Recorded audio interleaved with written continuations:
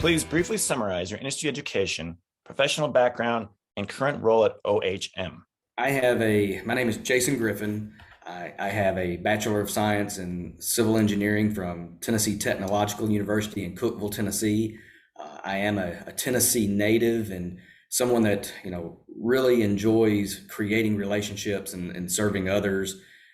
That's really provided me with a very good understanding of community needs, especially those focused, over in the water industry. My role at OHM Advisors is in the Tennessee market leader role.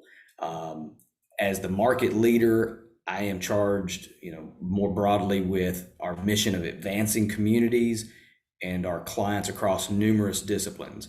While my experience really is rooted within the water and wastewater utility systems, that really tends to direct my attention more to supporting those type of clients. And my name is Helen Scales, and I serve as a senior GIS analyst for our offices in Nashville, Knoxville, Louisville, and now Frankfurt.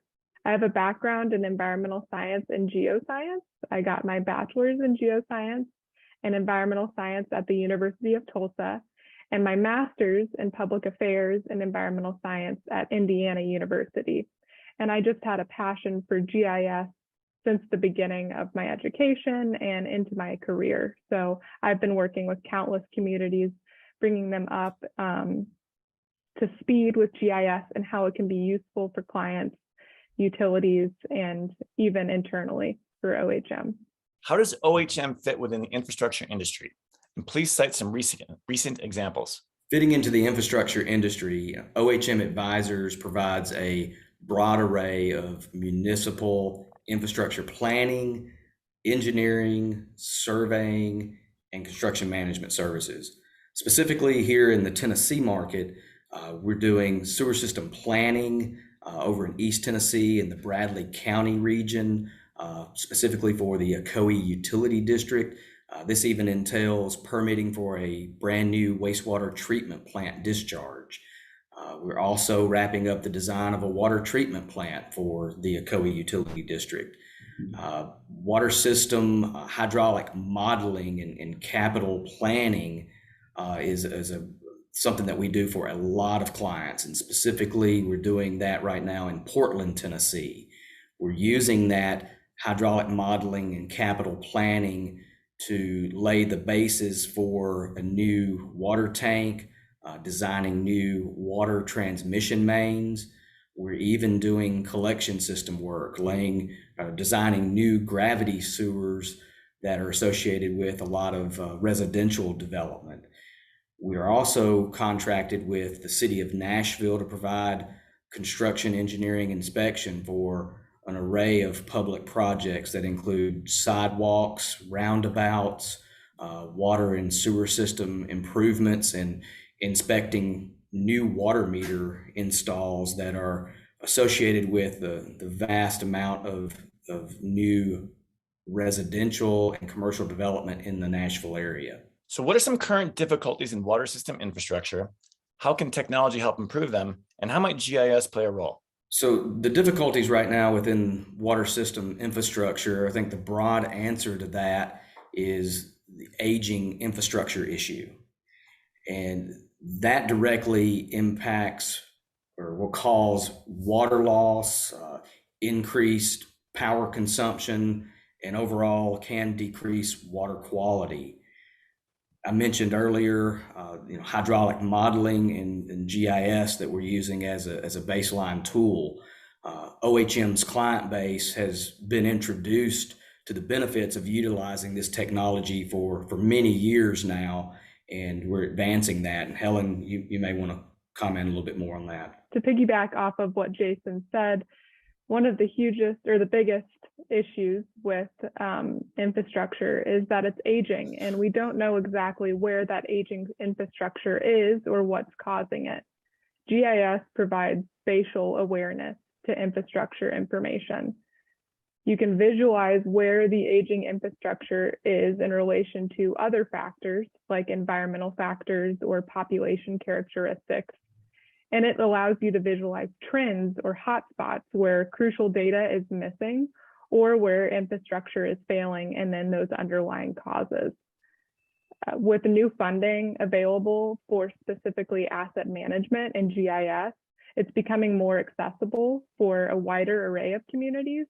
And the new focus on cloud-based data and data sharing is really allowing for data to be shared across multiple communities, multiple clients, from federal all the way down to neighborhood level. I'd like to add and reiterate how accessible GIS is for everyone. Now that it's cloud-based and relatively inexpensive, I think a lot of utilities that we've seen are hesitant to adopt GIS because they think that the learning curve is pretty steep. But now with multiple tutorials online from software companies, as well as engineering companies like OHM Advisors, that training is pretty minimal and can greatly increase the utility of your system. Helen, could you share me just maybe one example of somehow like these technologies being tied up, like the GIS and then the cloud computing and how it's actually being used? Traditionally, GIS information has been stored locally. You have one specific file for, say, water mains, one specific file for valves, and not much information associated with each feature in that data. Now with cloud-based data and management, these features can not only be shared in live, edited live by multiple people, it can also be associated with inspection information, photos, videos. Specifically, OHM Advisors has been attaching 360 images and videos to manhole inspections and other asset inspections, which allows for basically in-person inspection to be done on the desktop as opposed to having to send out a crew into the field. So cloud-based technology is really making inspections as well as asset management a lot more efficient than it used to be in years past. Are master plans one of the best ways to improve infrastructure of all types? Why not? And please cite some specifics. Master plans are a great way to plan for infrastructure improvements. There's a saying that a failure to plan is a plan for failure. Master plans can be really effective tools, using them for both proactive and reactive circumstances. An example of proactive is you're planning for system growth in which you know one day you're going to need new utility easements. You've looked at the basin, you've identified corridors of growth, and so you may need to go ahead and acquire those easements, even though you're not putting utility lines in yet. Same thing for property acquisitions for above ground infrastructure like treatment plants, pump stations, water tanks, going ahead and grabbing those properties well in advance today instead of waiting into the future. A reactive situation from a planning perspective is you've got a water line that gets washed out during a flood. So your immediate need is to go out and put that water line right back in. Well, if you've done the proper planning, you've done your modeling, you've looked at your future growth, you may have already identified, well, that line needed to be upsized in the near future.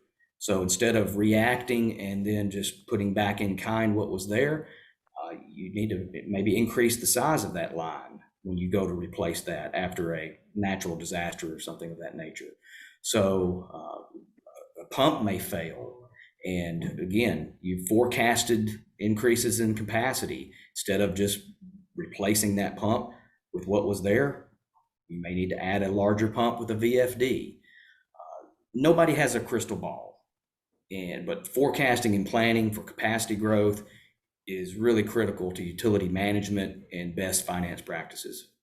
Can you again cite another specific example of how the current technology is helping to do a better master plan as opposed to just, as you were talking about, just reacting to the way things are coming in and out? Like, how is the technology really helping there? So the technology has advanced well beyond, when I first started, doing this over 20 years ago, we really weren't into the GIS world. That was not available. We were using a lot of older technology for base maps, and being able to have the database of information. So today with GIS, we have so much more information readily available when we are doing our analysis, when we are constructing our hydraulic models.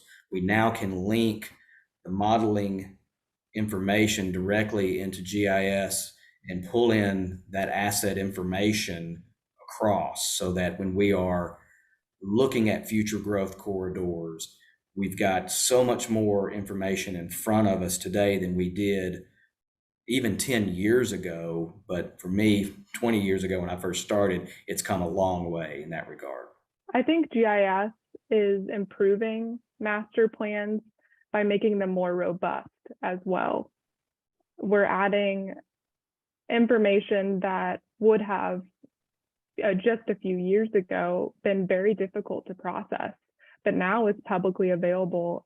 For example, Tiger census data from FEMA, data from the EPA is now all available and live streamed online from the cloud.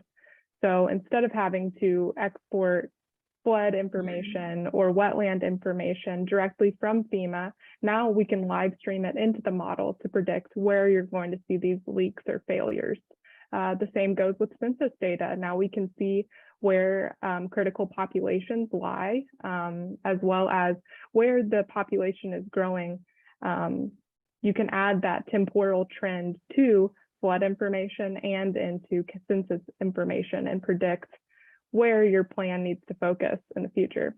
So as it's always a concern for everyone involved in infrastructure, can you provide some advice to overcome funding challenges that maybe you've come across in your careers? One of the biggest funding challenges right now for utilities is user rate resiliency.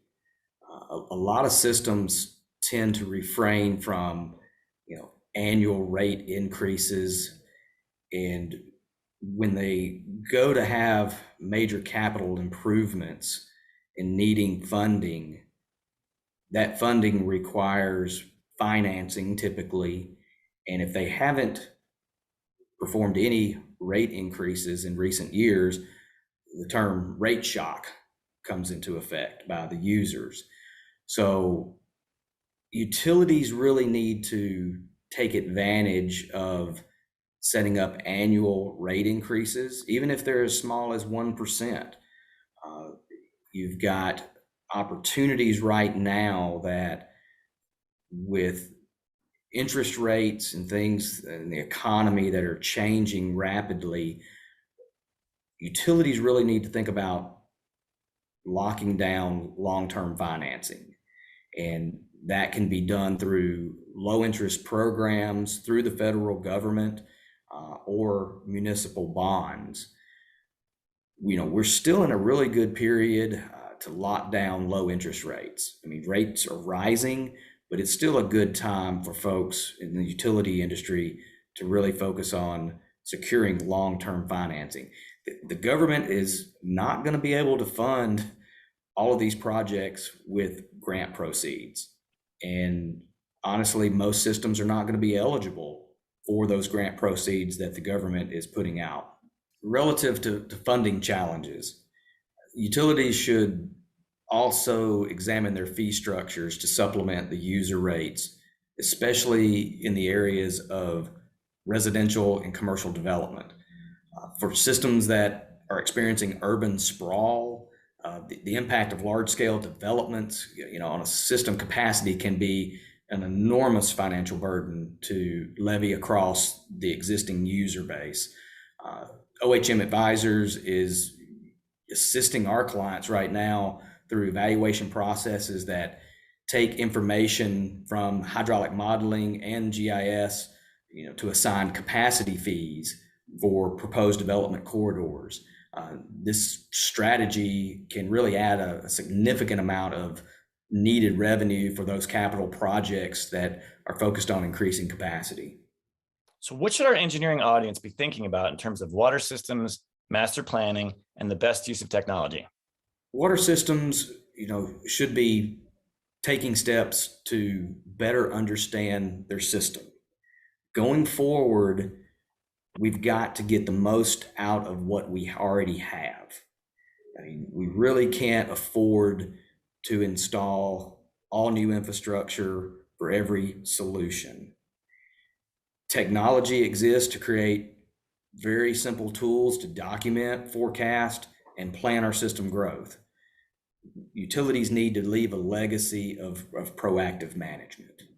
Engineers should be thinking about how the vital information that they're developing on their water systems and for utilities can be translated into a useful format for staff and citizens. And GIS often bridges that gap. The more people that understand the complex analysis that goes into a water model and forecasting and planning, the more useful it's going to be, and the more likely it's going to be sustained for multiple years and by the utility or community themselves. Additionally, I think that engineers should draw information from utility staff and clients themselves, and you can do that by using GIS. GIS now allows information to be gathered from a wide array of sources, even from the public.